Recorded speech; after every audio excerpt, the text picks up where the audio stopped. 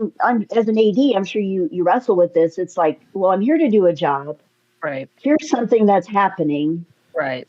I'm going to be really unpopular if I go mention this, but Right. it's my job. It's my job. Exactly. Yeah. I've. That's another conversation. It's in of its own of like doing things that are part of your job that are not liked. We are the Get Reelisms podcast. I am Adam Chase Ray. And I am Christine Chen. And surprise, we're both filmmakers. We get into it by sharing secrets, advice, and gossip in filmmaking. And we even get our other filmmaking friends to share theirs too.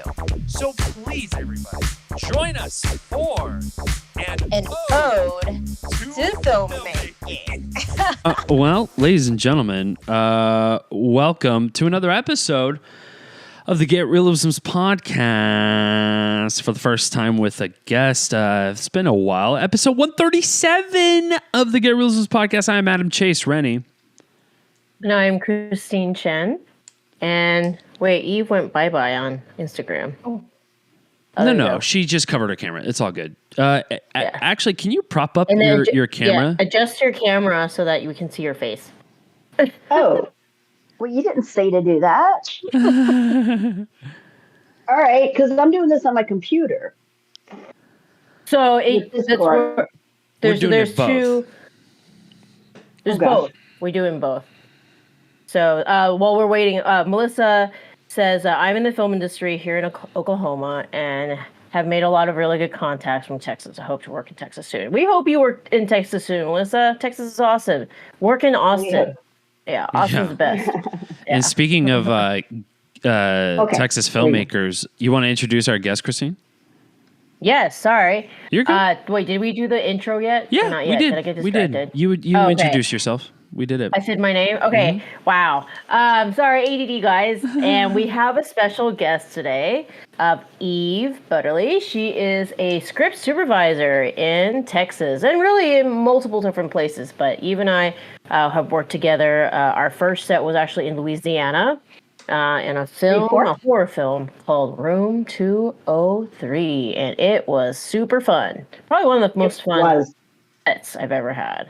Yes, that was special. Very special. You know, Match Me If You Can was also really fun, and that was the second movie that we did together. Yes, Match Me If You Can, which is also Texas-based, shot in Austin. Yes, that was an excellent film shot. It was a 2021 Christmas holiday, like November-ish, around then. And the movie is out, guys. Go support. Yes, Marilyn is the Miriam is the director. You can watch it called Match Me If You Can. It's on all the platforms, like the VOD platforms, I believe, like Apple and Amazon and stuff. And yes, that was super fun as well. We got to shoot in, was it Lakeline Mall? Was that the mall? I don't remember the name of the mall, but it was a mall. Yeah. Yeah, we were in a mall at night, overnight. It was that was an experience. That was cool, shooting in a mall, and in different spots in Austin, and a lot of it was shot in like a studio type space, but that was fun times. Yes. Mm-hmm. So Eve, I guess tell us a little bit about yourself and like how did you get into script supervising?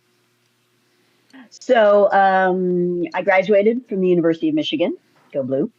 And I thought I wanted to go into radio at the time. Okay. And I was a theater kid, but I also ran my high school radio station. And then I got to college and I realized, I could kind of combine the two. And my father at the time lived in Dallas. My parents were divorced and my mom lived in Grand Rapids and my dad lived in Dallas. And the boy that I was dating got a job in Fort Worth. And so I thought, well, the universe just wants me to go to Texas. So I came to Texas and started working at a production company, and I was a production office coordinator. And left there after about a year and was working both as production, also as a script supervisor, because back in those days, and this was back in the late 80s, they would very often like line up the PAs and say, okay, who's got the best handwriting? Okay, you're the script supervisor. Wow. Yeah. And Interesting. so I started, and it's like no training, no nothing.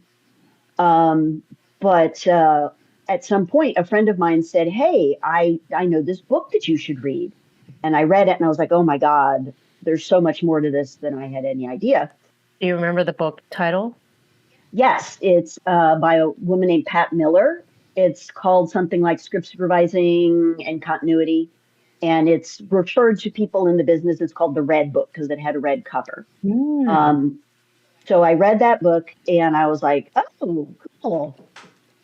And I would work kind of half my jobs as production coordinator, production manager, producer. And then the other half, I would work as a script supervisor.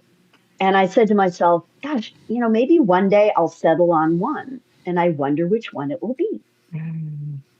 And so I got married, I had a baby, and I was out of the business for about 5 years because my ex-husband really didn't want me to work. And the few jobs that I did get in production fell through. It was so weird. And then all my script supervising jobs came through. And so the universe just sort of said, you need to be a script supervisor now. And then I got divorced and I was a single mom, and it really was better.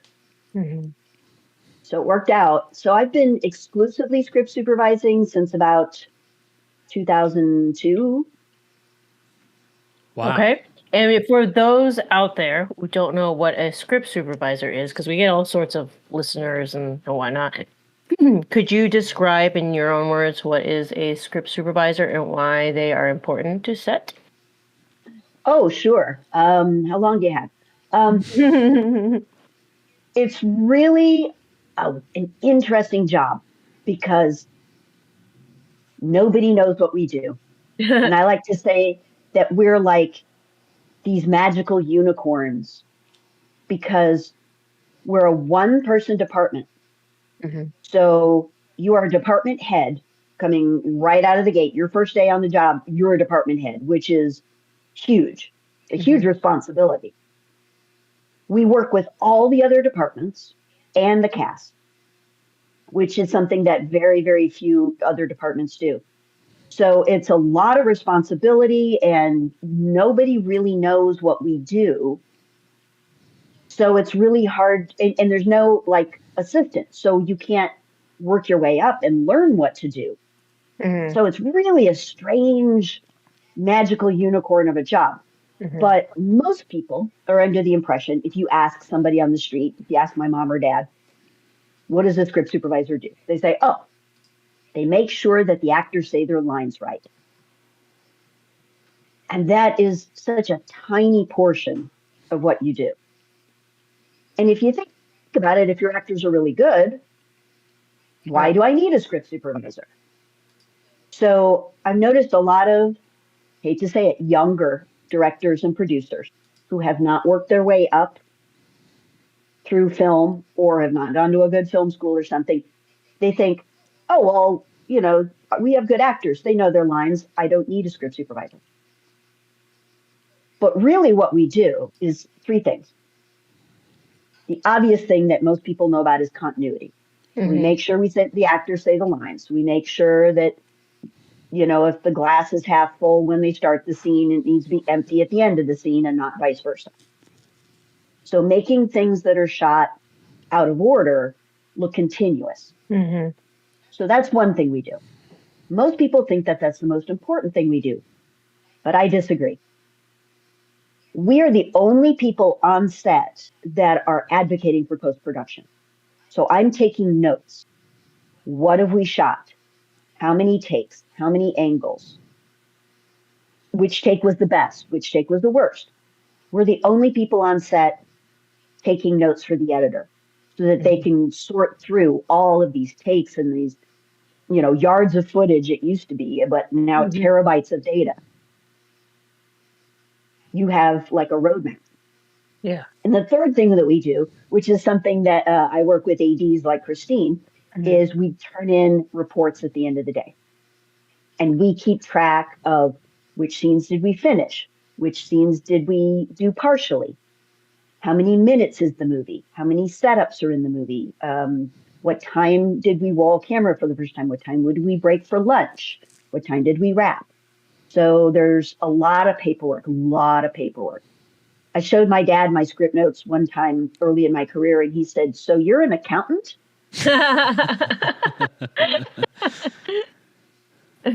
No, no, Dad, I'm not. But kind of, yeah. Yeah. Another thing you didn't. There's just you guys use a lot. The other thing you didn't mention is like eye lines, because we've had so many arguments about eye lines on set. It's not even funny. So Yeah. yes, whether somebody's jumping the line or not. Yeah. Yeah, that's I consider that part of the continuity, making it look continuous. Yeah. I can see that. Yeah. So, what do you think, having been script supervised? Because I know some people don't like being called scripty, which I'm like, that's just short. Yeah.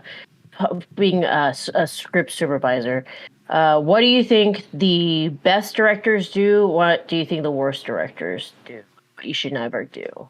Set. Oh, well, the worst thing is, like I said before, having somebody who said, "Oh, I have no idea why you're here because my actors say their lines. So what are you even here for?" And usually by the end of the job, they will begrudgingly say, "All right, you were helpful, thanks." But you can be a first-time director and not know what a script supervisor does, and still be smart enough to know that you don't know, but they're probably here for a reason. Maybe I should listen to them. Right. I see that a lot with young directors, and I am not young. So it's like, my dude, I've been doing this longer than you've been alive. Maybe. Maybe you should listen. Yeah. The actor Peter Graves once, when I was in my one of my first jobs, I said something to him, and he said, "Oh, that's okay, honey. I have ties that are older than you." And I don't wear ties, but I usually say I have socks that are older than you. So I mean, just because I've been doing this a long time doesn't mean I know what I'm saying. Sure. But I do. So that is what like a new director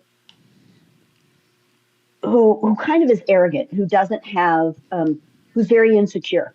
I've seen that, where I'm the director. Brr, brr, brr, brr. Oh yeah. Whenever that line gets pulled out, I just big ass eye roll inside. Yeah. Well, unfortunately, I do the big ass eye roll in person. I can't stop myself. Me too. The problem is, I think I do it inside, and everybody says they can see it on my face. Yeah.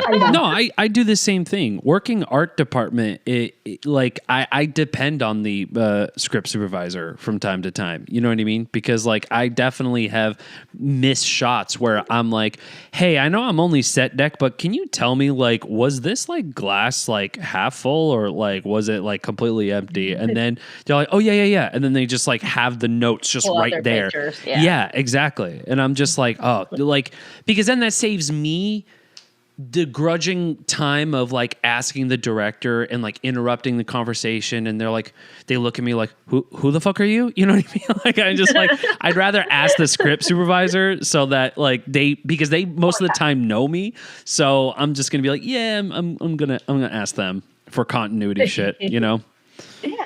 Well, it's a collaborative, and like I said earlier, the script supervisor works with all of the departments: hair, makeup, costume, props, sets, the ADs, the actors, the director, the DP, the camera assistants.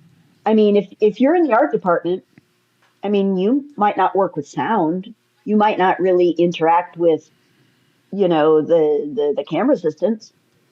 But I think script supervisors, more than any other department except the first AD, really have to have diplomacy. And really have to. Yes. You have to be able to work with the other departments and massage their egos and say things in a way that doesn't come off like, oh, did you see my eye roll? Sorry about that.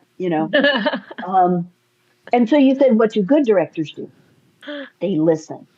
Yeah. I love it when I work with a really good director, and this is usually on episodic TV. Okay. I work on episodic TV, and I sit next to the director, and we're sitting in a monitor, and they turn to me and they say, what do you think? Or they say, how many takes did we do on 37 Apple? Or did we get a close-up in that last scene? Should we get a matching close-up of this? Mm-hmm. And then I'm like, feels so good. And it's a collaboration, and you feel like a valued part. It used to be, back in the days of film, actual film, silver nitrite. Directors and script supervisors were collaborators, and we were very important. We sat right next to the director. We assisted them. We collaborated. It was a very highly esteemable position. Nowadays, you've got, again, these directors who are like, why are you here? And so that has trickled down a little bit, and script supervising is not quite the prestigious position it used to be. It should be, but I feel like it has kind of slipped a little bit. Yeah, the issue is they don't realize how important it is until it's too late. That's the problem. Yeah. They don't realize, oh shit, should have had a script supervisor until they're in post and they go, oh no, actor grabbed that with the right hand instead of the left hand. Great. Yeah, that's just what happens. You just don't realize it until you get into post, and then you're like, oh yeah. So I just did a commercial the other day, and I was talking to the video assist guy, and he said he had just done a job the week before with another script supervisor, and it was like a 3-day shoot, but they only had the script supervisor one day because of reasons. And then the second day, they kept asking him, well, how many takes did we do on that last thing? Or, did he use his left hand or right hand? And he goes, I'm not the script supervisor. Right. Yeah, too bad you fired the script supervisor. Wow. Yeah. Yep, the script supervisor. I know, I've seen that. I think the issue why script supervisors it's been hard for new directors is because you literally have somebody that's next to you that's telling you what's wrong. And new filmmakers don't like that at all, especially ones with big egos. And it feels like, and that's why we're like one of the few positions that like people just hate, like in the beginning. And then later on, they're like, oh, thank you. We're like on time or early and all that stuff, type thing. I'm like, yeah, that's because I told you to get back to set and fix this problem in 5 minutes, not 30, and so they think that we're there to like inhibit their creativity and whatnot, and it's like no, like you don't understand, like we're here just to make sure that you are happy in post and you've gotten what you need and want. And yes, sometimes that means telling you like that's wrong. And unfortunately, that's the problem. A lot of people see the script supervisor, I'm sitting there and I'm writing in my notebook or whatever, and, I don't really say much. And if I start coming up to talk to you, people think, oh, she's coming to tell me I'm doing it wrong. I don't like being told I'm doing it wrong. I don't like the person who's telling me I'm doing it wrong. So, I mean, I don't have a walkie usually. Yeah. But when I I have a note, and so I have to walk up to the set, go tell an actor or a director or something, everybody goes, oh, here she comes. And, that doesn't make me feel great. Right. So it's really, and I'm, as an AD, I'm sure you wrestle with this. It's like, well, I'm here to do a job. Right. Here's something that's happening. Right.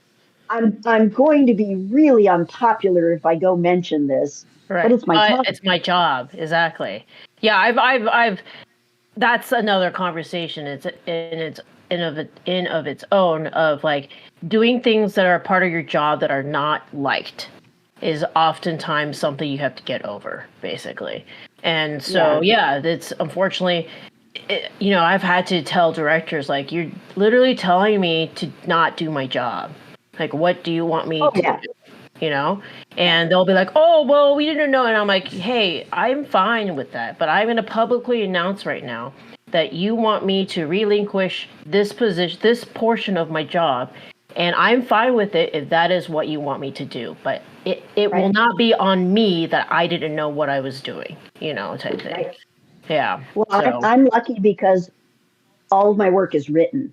And so if I come up and I go, hey, he's wearing a black sweater and he should be wearing a blue sweater. Right. Don't worry about it. No one will notice. No one will notice. Don't worry about it. Go fuck off. You're bothering me. Just go back over there. And I go, okay. And I write it down. I told you. And I draw a smiley face next to it. And I do my little I told you so dance. And then I'm like, oh, I didn't see that. Yeah, that's the hard part about aging. I don't get to do that. Yeah. Yeah. Well, and I get to cover my butt, because I'll write my notes. I'll say, director was notified, director vetoed, and I'm going to put my little initials by it. And, you're going to get into post and go, oh, she told me. Yep. Yeah. That's why I call people out just publicly, because I'm like, all right, cool. This is what's happening. Here is the news. I'm relinquishing this control of it. This is not my decision, and it's now fully on the responsibility of this person, type thing. Like, you just have to, because people don't know, they don't know what's happening or who, and the thing is, like, you don't want it to come bite you in the ass. Yeah. Too. Oh, yeah. Didn't do your job, and now you're. I have a saying. Yeah. I have a saying. If they want to make a bad movie, you have to let them. Yeah. I swear I'm going to have a T-shirt made. That's a fantastic saying. Yes. Yeah. So it's like, my job is to bring it up. Yeah. And if I really like you, I'll bring it up again. Yes. But in the end, hey, man, you're the director. If you're not bothered, and how I usually do it, and I found that this works, is I phrase it as a question. Because I have been told, and I absolutely do not understand this, I don't see this, but I've been told that I'm very intimidating. I get that all the time, too. Yeah. I mean, I don't understand that. I don't get that. I think it's a woman thing. Like, I hate to bring up sex, gender, and stuff in it, too.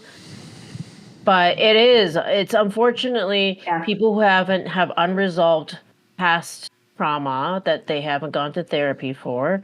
And for some reason, women trigger them in some weird way. It's either a question of their ego. If they're insecure, that's where you see it the most.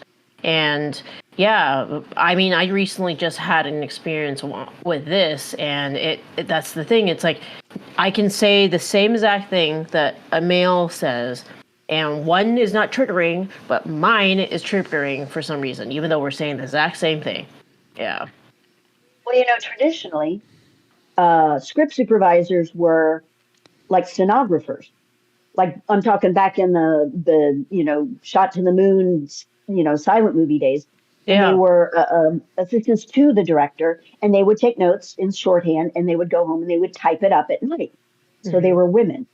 And it was one of the two jobs that were available for a woman on set. Yeah. I think the other one is editor, right? Film colorist. Back when they used to hand paint every frame. Yeah. So if you look at that movie, The Trip to the Moon, film colorist and script supervisor. And that is why script supervisors are a traditionally female-dominated department. Now, that has been changing recently. Yeah. I was teaching script supervising at Columbia College Chicago for a couple semesters. And one semester I had 16 students. 2 of them were female, and the rest represented as male. Yeah. And I was like, awesome. Okay. That's great. Because if we want to let women into the male-dominated jobs, ADing, directing, DPing, then we got to let men into the script supervising world and film coloring. Yeah. What was the last set that you did that you loved? I know we kind of briefly talked about Room 203 and Match Me, but was there one that you were like, I love, and it could be from your entire life. What was like a set that you were like, this was an awesome set, and why? Well, I got to say Room 203 was a lot of fun. Match Me If You Can was a lot of fun. I did a movie in Louisville, Kentucky this summer. Ooh, okay. Called Queen of the Ring, and it's about a woman who started pro wrestling. You've never heard of her. She was the most successful athlete of her time, male or female, 1930s. She was a millionaire in the 1930s in a single month. Wow. And it's an amazing movie, shot in Louisville, Kentucky, which has a very small but really awesome film community. Did not know that. Yeah, me neither. I was like, Louisville, Kentucky, who knew? And I love Louisville. I love the film community. I had a great time. Would love to go back there. I shot a lot of Shreveport, and 50 Cent just bought Millennium Studios. Millennium Studios, yeah, I know. I keep wondering like when is he actually going to do something? Because like there's been like PR, and we've been hearing like rumors about this since forever. I feel like I heard about this like 3 years ago, but then again, I don't know what it takes to buy a studio. I'm sure there's a shit ton of paperwork and stuff like that, and like but I've heard rumors for a very, very long time. But I know it's confirmed and for real.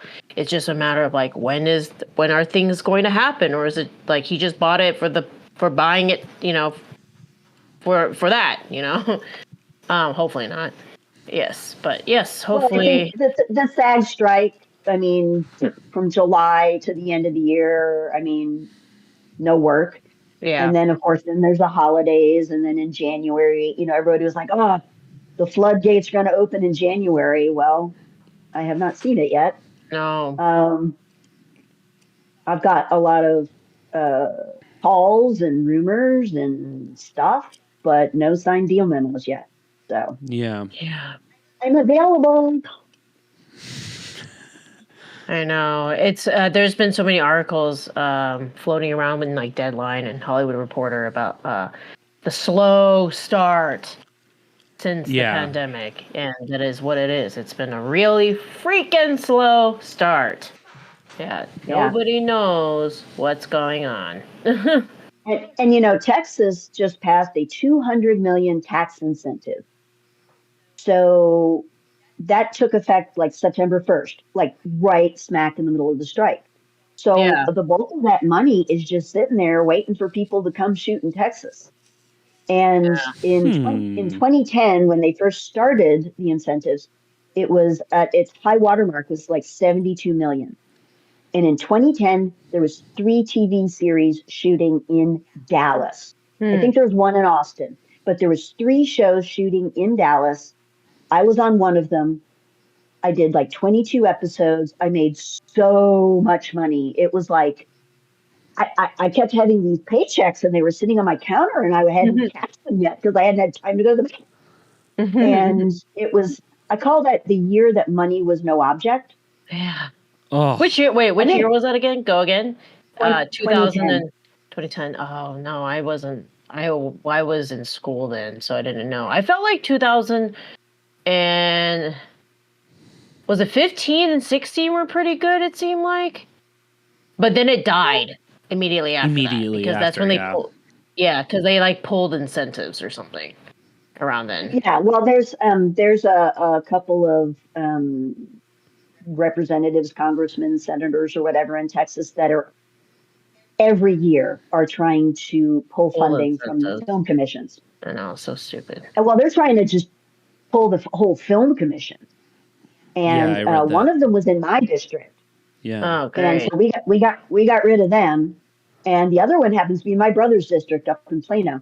But they don't want to fund tax incentives or the film business or the film commissions or any of that because they feel like it's subsidizing, liberal Hollywood. And The it's like, hippies. Yeah.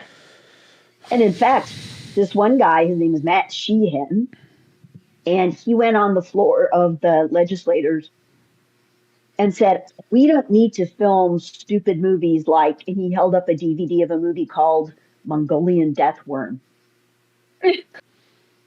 I worked on Mongolian Death Worm. And here's the thing. No, it's not going to win an Academy Award or an Emmy or whatever. It was for sci-fi, so I guess Emmy. Right. But I paid my mortgage with that. That's I bought groceries. I put gas in my car. I put braces on my daughter's teeth. Yes. It doesn't matter. It's not like at a certain point, it's like it's our livelihood. Like you're supporting. And the thing is, like, I think what sucks is that a lot of these political figures, they don't think beyond just the film. It's a trickle down effect.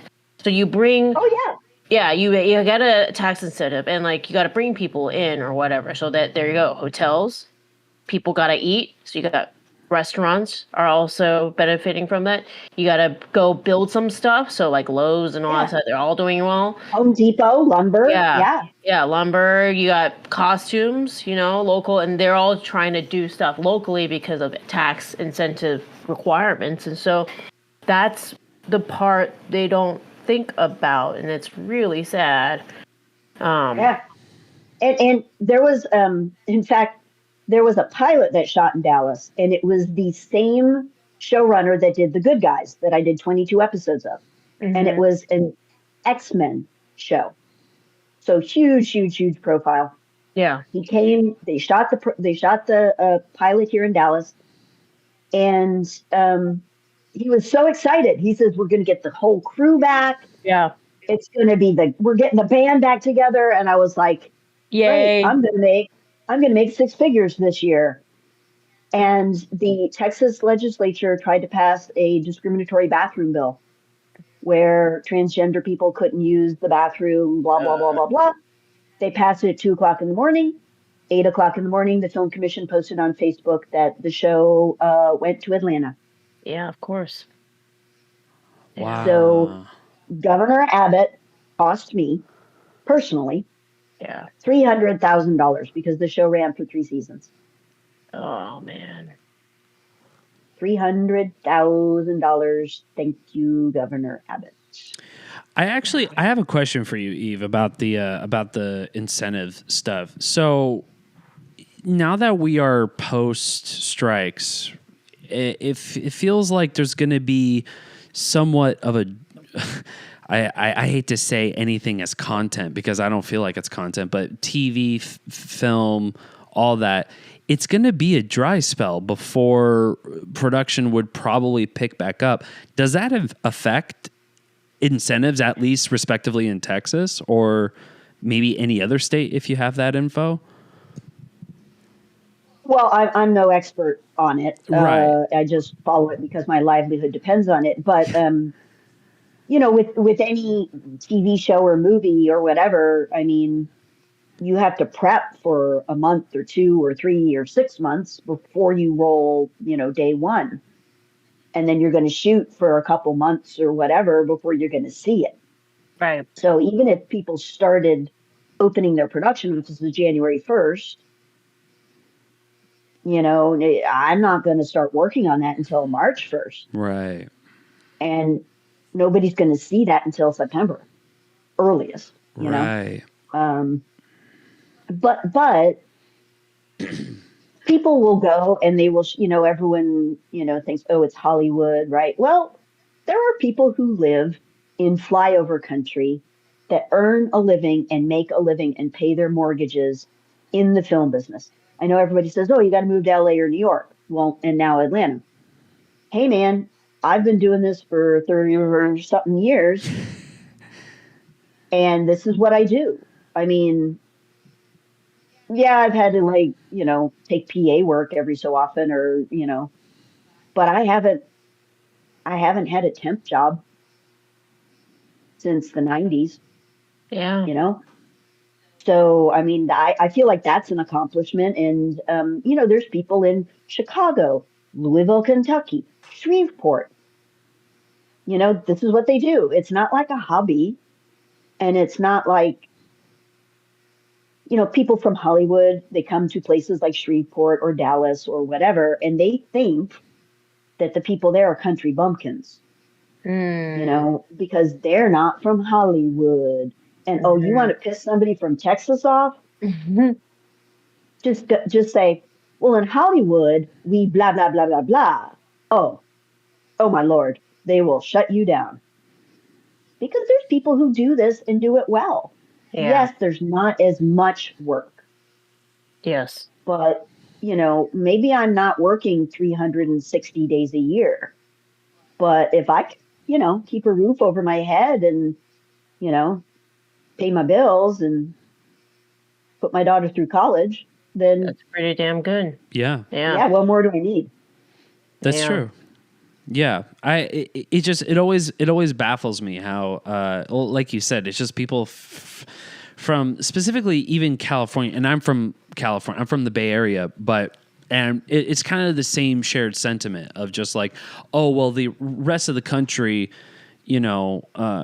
depends on us to get jobs out there, which is kind of like a backhanded fucking disrespect to authentic filmmakers, especially. And I would respectfully call you a filmmaker, even as a script supervisor, because you are part of that culture of collaboration. And we all at the end of the day contribute to that specific piece of art. It's no longer the directors. It's no longer the writers. It's no longer any of that shit. It belongs with the crew. It belongs to everyone. And they have the same sentiment you had when you sat down and wrote the script or pitched it or came with it. They all want to participate in it. They all want to make the story happen. But it feels like that gets muddled a lot, especially how Christine talks about in the last like 20 episodes of how like LA culture is just fucking wild when it comes to shit like that, because it's disrespectful. It's not a team playing town as much as Austin is.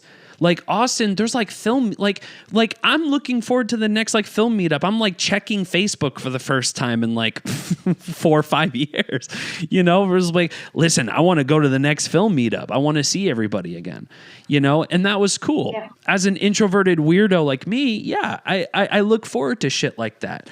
But you can't have that same semblance of community, especially in LA. I'm sure that will change now that Christine's part of the DGA, but I mean, the times are weird right now, still, especially like you said, if production started January 1, you ain't going to see shit until spring. Like you ain't going to see shit until probably even summer or fall or next year, and that's the bummer part. And people kind of, I don't know. I feel like people underestimate that, because I read that same article, Christine, on Deadline, and it felt like, again, it felt like sort of like a backhanded thing where it's just like, there's just not going to be any content anymore. Seems like these studios, Netflix is going to run out of money soon. It's like, they're fine. Trust me. They're fine. They're absolutely okay. No worries, Yeah, I think the issue is in LA. I had this conversation with someone yesterday. Is that yes, I think there are a lot more gigs from a number standpoint, but there are a lot more people vying for those gigs. And so when it is all said and done, you're not getting that many more gigs being in LA versus what the difference might be is that you are getting maybe bigger projects, like bigger kinds of projects. Like one thing that I really want to do, I'm putting this out there in the universe and onto this podcast publicly. I really want to work in TV. I have not had the opportunity to work in TV. Oh. Yeah, so I've never. There's just everything that came through in Austin. People were, union or whatnot, or just new people and stuff. And it's such a different world, the union world versus the indie world. It's just like it's like two separate groups of people. There are not that many people that like jump around, It's like between indie and And I would say in DGA, that's true. IATSE, which is the Script Supervisors Union, I would say no, especially in a right to work state like Texas. Right. Because I was the only union script supervisor in a 200-mile radius in Dallas at one point. And I couldn't get a job. And they kept hiring another script supervisor who was good, but she wasn't in the union. And I go to the meetings every month and I go, hey. Yeah, I'm in the union. Yeah. What's a girl got to do? And so finally, I had a baby and I said, yeah, who do I need to sleep with to get out of this union? So I took an honorable discharge and then yada, yada, yada. That's a whole story. I rejoined and I did my first union job since 2010. Wow. When I wasn't in the union, I rejoined in 2011. Yeah. I did my first union job last summer in Louisville, Kentucky. Wow. So certain unions, like DGA, I think there's a definite value to saying, I am DGA. That elevates you. IATSE, not so much, particularly in a right to work state. I have no clue because nobody is working right now. Yeah. But the fact there are that no like jobs going on. Well, right, but it's just it's sort of like it's such a strange circumstance to just kind of treat anybody from IATSE as kind of like a liability for independent sets. Which is so fucking dumb. It's like, y'all are too expensive. Sorry. Pretty much that's what it is. Daddy can't afford us. Yeah. Well, and being in a union, now DGA is different, but being in a union does not guarantee that you're any good. It means that, you basically worked enough days or you were on a show that flipped.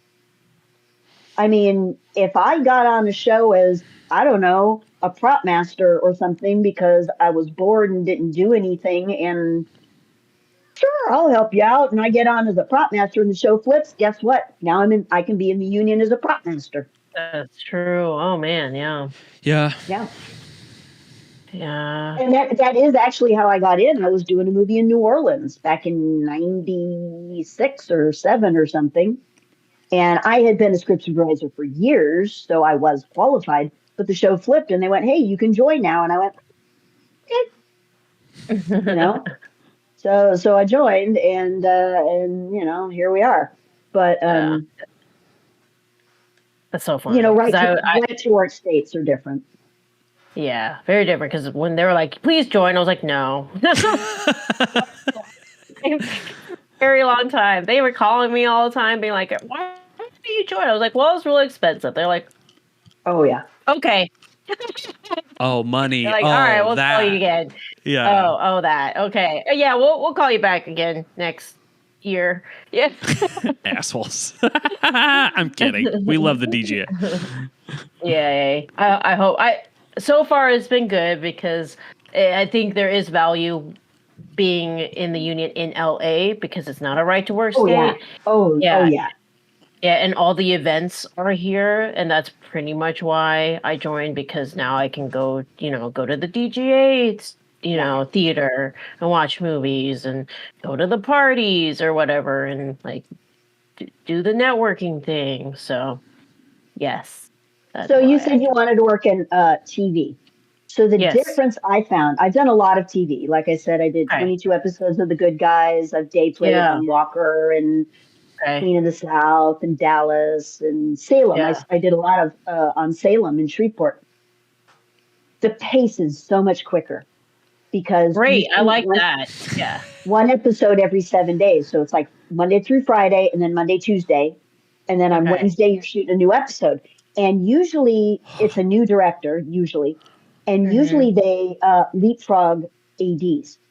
So like you'll have an AD that does odd number and one that does even number episodes. Okay, so that you'll have a life. Right. But as script supervisor, very often they don't.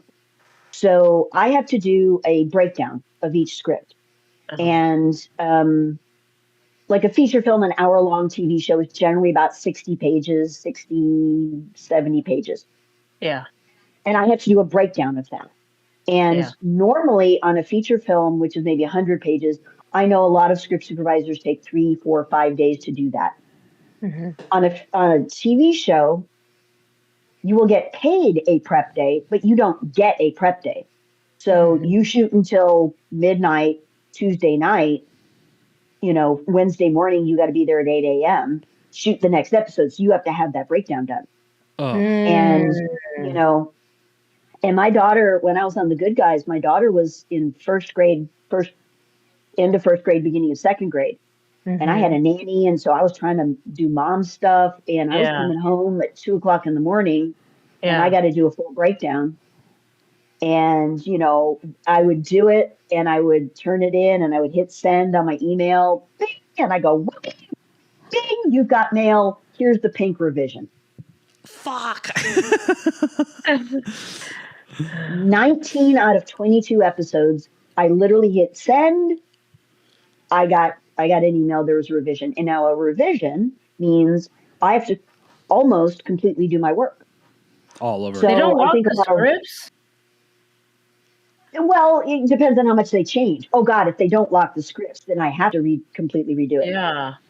Episodic I hate TV, when they do that. Yeah, on episodic TV, you're almost guaranteed professional writers.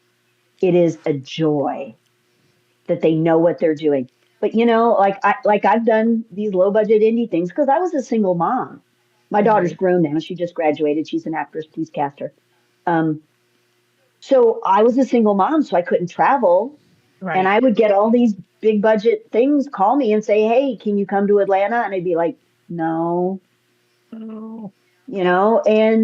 But some piece of crap indie movie would come to Dallas and I'd be like, okay.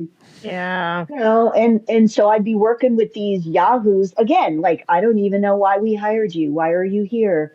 And they would write the script and they'd change the whole thing. They wouldn't lock it. And I'd go, hey, and you have to say here's a lesson in writing. Yes. Well, you have to say it in such a way that you don't get fired. Yes. And that's really hard when, your face is going, hey, dumbass. Your face is, hey, dumbass. I know. Chen. And I was on a panel at South by Southwest in 2017. Yeah. And it was script supervisors. And someone asked the panel, well, what do you do, if you have to give a note to a director or an actor or something? Okay. And one of the other script supervisors, a young woman who was in her 20s, said, well, I walk up and I say, well, you're about to cross the axis. And then I look at the floor. And I said, I walk up and I say, you're about to cross the axis. And I don't look at the floor. And I said, that's the difference between 20 and middle age.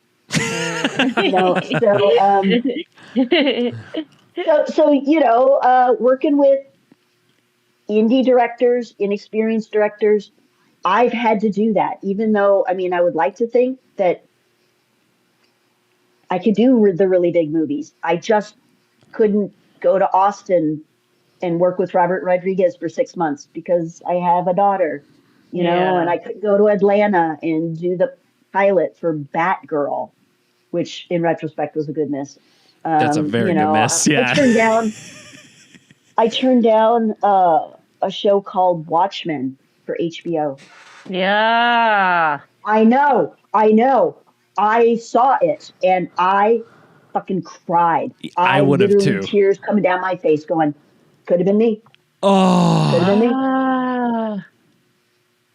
And then I look at my daughter and I go, good thing I love you. That could have been me.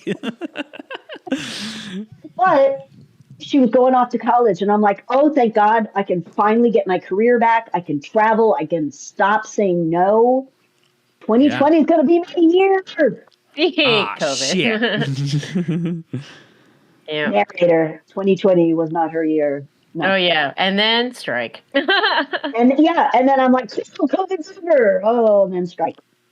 So I did that movie in Louisville. We had a waiver, so we finished end of July. Came back to Texas, and like I said, I was teaching at Columbia College Chicago. I'm an adjunct professor teaching script supervising, and I was like, well, cool. My semester starts in September, and I get, I don't get paid a lot, but I can live off of it until December, and then the strikes will be over. And in January, woohoo, I'm all set. My adjunct professor union went on strike. Ah. And so I taught, I think, 6 or 7 weeks out of 15, and they went on strike for the rest of the semester. So yeah, at the end of last year, I had a really great first 6 months. I did like 3 movies back to back to back.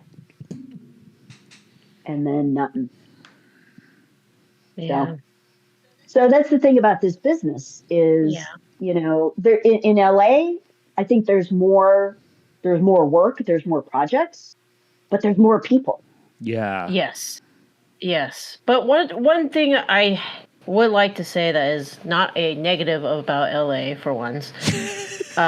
Really? When, during the strikes, what LA does do is they have pretty good community programs that provide kind of like food drives and stuff like that, which was really amazing. Both Roxy and I participated in it. Because just not having to pay for groceries like once a month is a huge deal. Like, because it's like $100 at least that you save, and so that I can't wait for when I will be in a position where I can donate back to these organizations because it made a huge difference for me during the strike. And I like to say this out loud because I think people. If you don't put it out loud, they just think, oh, everybody's like thriving and it's great. The strike was that's hard. It was so hard. It was not just from a financial aspect. I think the hardest part was just the mental, emotional aspect. You just question everything. And I know so many people know so many people who have left the industry. Just can't.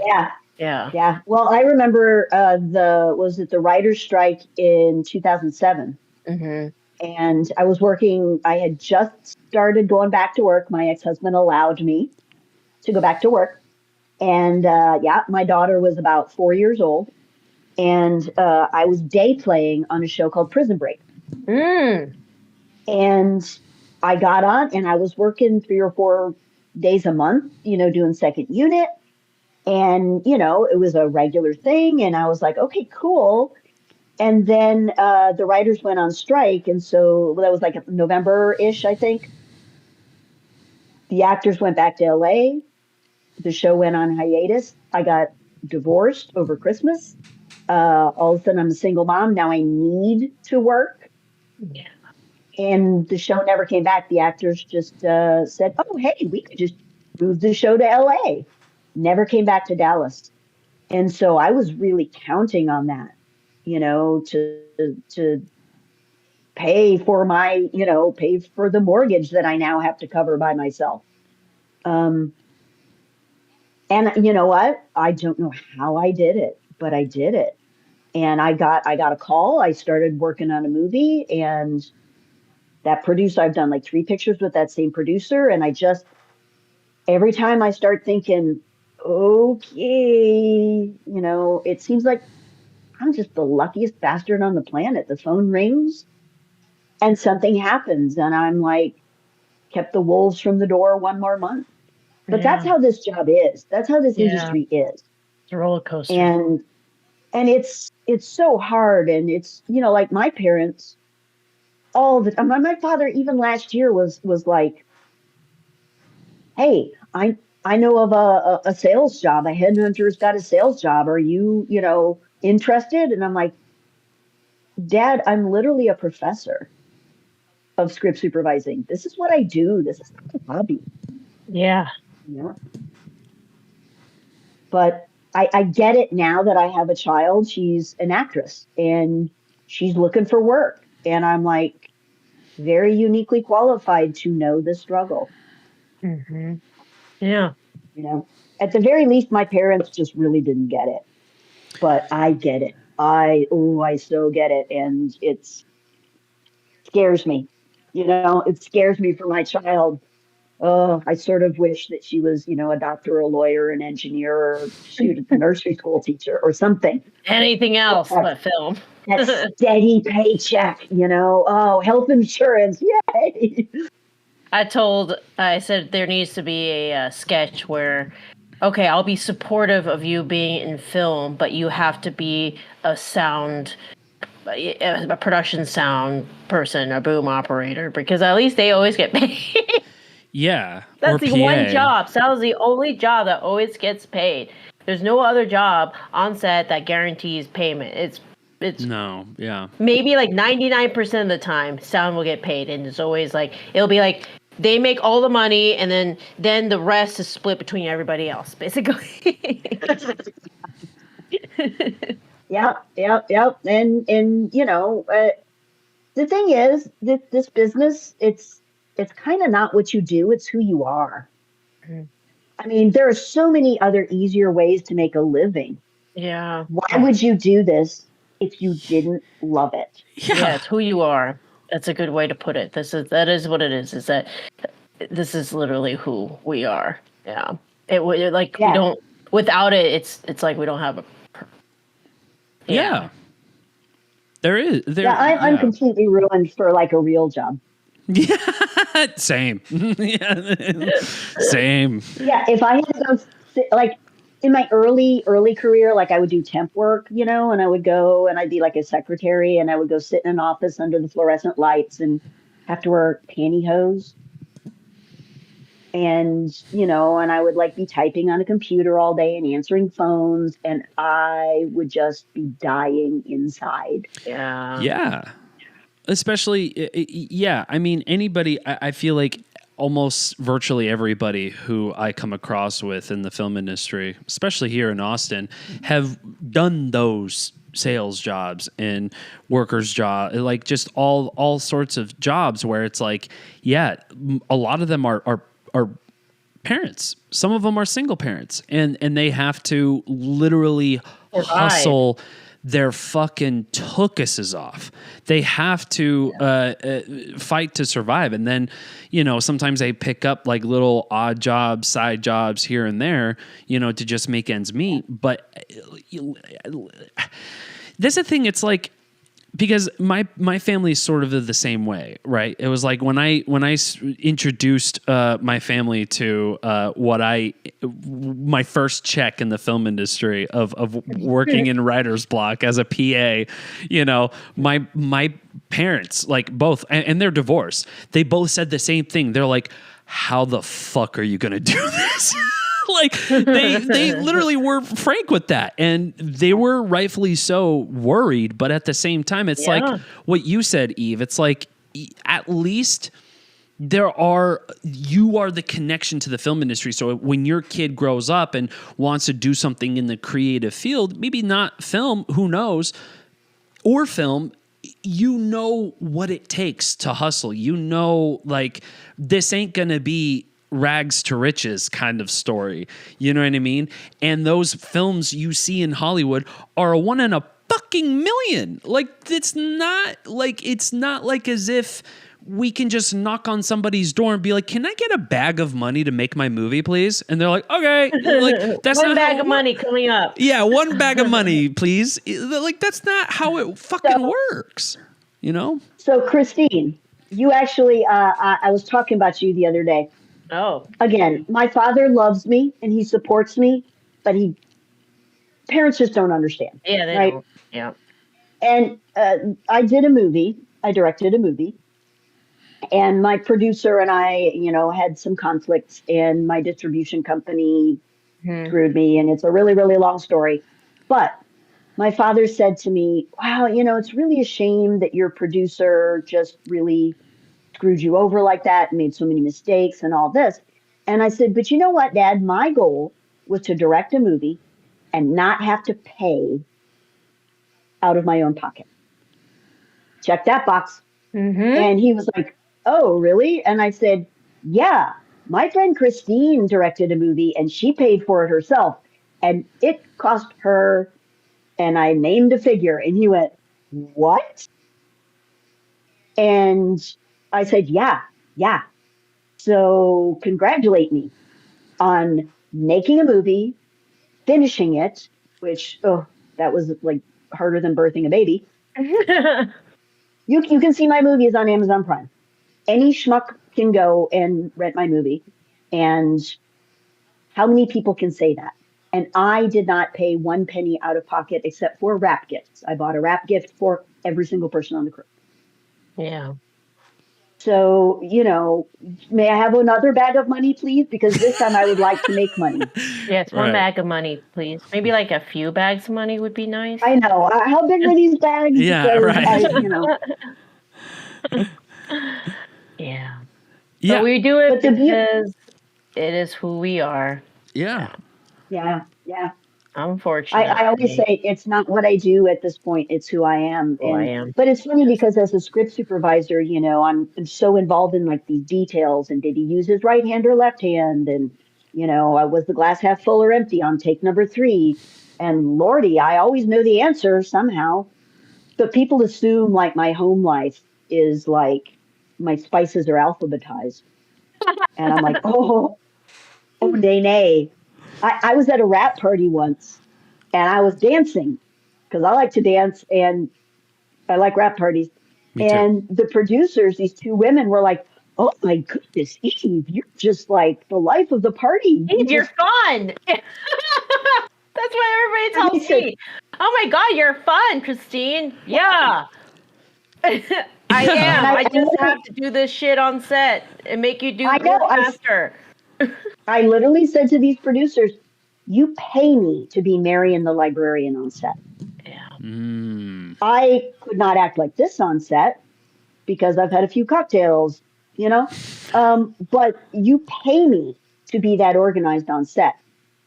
I ain't nobody paying me to alphabetize my own spice cabinet, or I'm currently trying to organize my dad's coin collection, and that's why you're looking at the wall and not the rest of the room because it's disastrous. But I mean, that's me on set. Yeah, that's me professionally. But my personal life maybe not so much. Yeah. I mean, we've basically hit a little over an hour. That flew on by. Thank you, Eve. Yes. Thank you so much, Eve. We appreciate you. We always have to do this at the end of the show, but you know what it is. Yes. It's the getrealisms.com. Pick up your book, pick up your hats, pick up your shirts, pick up everything. Baby book now available. You got a new one? Get that crib filmed up, dude. Let's get some little baby filmmakers in the works, Yes. That's what's up. I got one of those for my daughter, and she said that she was working on a movie, and she said, I was reading my Get Reelisms. I was brushing up before I went. So yes, that's what we want. We want people to use this as a tool so that you don't feel lost on set. Yes, you can learn all this stuff on set. However, it's nice to learn it on your own time and come on set and, show that you already know it. Yeah, exactly. And if I might, if you're in Dallas, I'm doing a little seminar on script supervising. I think it's February 6th. Awesome. It's a meetup. Yeah. So it's going to be at Dallas Makerspace at 7 to 9 p.m. So just a real brief overview for people who want to be script supervisors and who want to work with script supervisors. So those directors who go, I don't even know why you're here. Come, I will tell you why. That's what's up. That's the February 6th in Dallas. February 6th, Dallas. Yeah, if you have the info, just send it to me. I can put it up on the Texas Filmmaker IG. Yeah, so that people will show up. Cool. Yeah, I think book and my IG, but I will send it to you. Yes. Sounds good. Well, thank you so much, everyone. Thank you for watching. Thank you for participating. Hopefully we'll be back hopefully we'll be back next week. And thank you again. We gotta figure it out because I'll be on a weird time schedule. Yeah, because Christine's international Christine again. again. I leave tomorrow. Yeah, for Taiwan. So. Oh no. Yeah. Yes, it's gonna be fun. I'm excited. Christine, that's so cool. We need to work together again. Yes, I know. It'd be cool if we got on a TV show together. That'd be pretty darn cool. That'd be insane. Oh, that would be so awesome. If I hear of anything in Dallas, can you work? You can third. Yeah, I'm third area. Okay. So yeah, no, I need third area stuff, and I miss Texas a lot. Yeah. So I would not mind being in Texas at all. Or Shreveport, if I know of anything in Shreveport, because I'm on the list or something. I've done like 5 movies in Shreveport since the pandemic. Yeah. So nice. Hell yeah. Sounds good to me. All right, ladies and gentlemen, that's it. Instagram, that's it. Facebook, we love you. We got to go now. Ta-ta. Bye. Thank you so much. Big movies.